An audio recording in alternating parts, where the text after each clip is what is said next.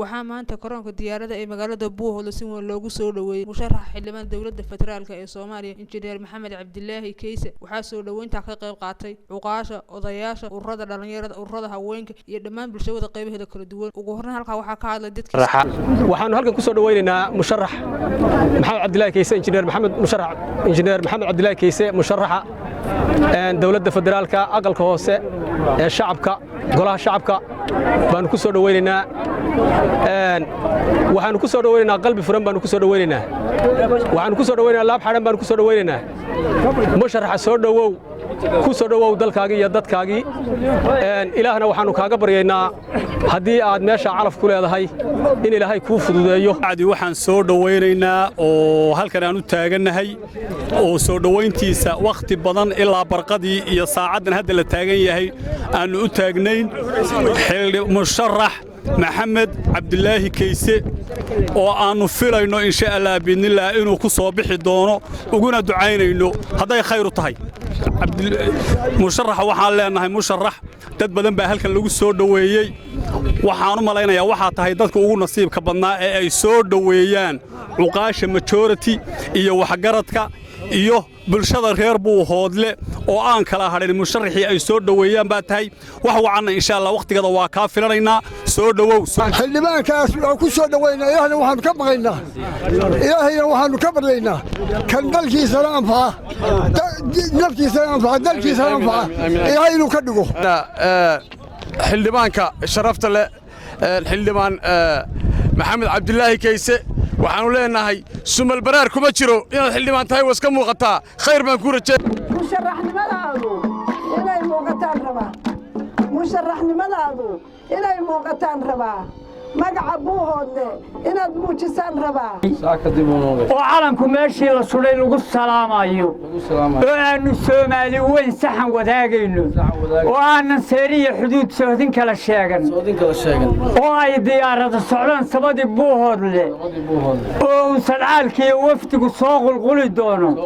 aan samada la igama xigee sare u duulayo ilaahay midaan ugu simo saaka ma hadaayo waa inaan sujuudi mudanihi lagu dagaalo duqeeyo noqo mudanihi nahantee noo hagaagan noqo dalkii dabadaba midkii doodaheeyo noqo duruufahan jooga kii wada daboola noqo danaha aynoo dhan kii wada daryeela noqo deegaanka dhulbaanta kii wada daryeela noqo diinta sharafkeeda iyo daacadnimoogow dantaad noo qabato weligaa naga dayo alaykum waraxmatullaahi wabarakaatu hadalka ma badinayo waxaan leeyahay xildhibaan anu musharax ma dhahayo in Cabdilaahi Kayse waa xildhibaankii gobolka weeyaan SSC waana dooran yahay aniguna aad baan ugu faraxsanahay anigoo ah xildhibaan inaan ku soo dhaweeyo dhigayga in Cabdilaahi Kayse xildhibaankii SSC waa ninkii noogu mudnaa weeyaan waa ninkii noogu nasiib badnaayo intaasoo shacab oo reer Buuhoodle aysan u kala harin inta ma taqaana magaaladii ku sugaysaana ay ka badan tahay waxaan ku leenahay xildhibaan soo dhaweey ugu dambeyntii waxaa hadalka soo xidhay musharax xildhibaan Maxamed Cabdilaahi Kayse oo halka u mahad celiyay dhammaan dadweynihii soo dhaweeyay ugu dambeyntii waxaa loo soo galbiyay musharax xildhibaan injineer Maxamed Cabdilaahi Kayse gudaha magaalada bismillaah cuqaasha nabadoonka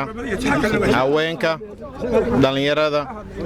ciidanka amniga sugayo dhammaan waxgaradka meesha ku yimid waxaan ku salaamayaa salaanta islaamka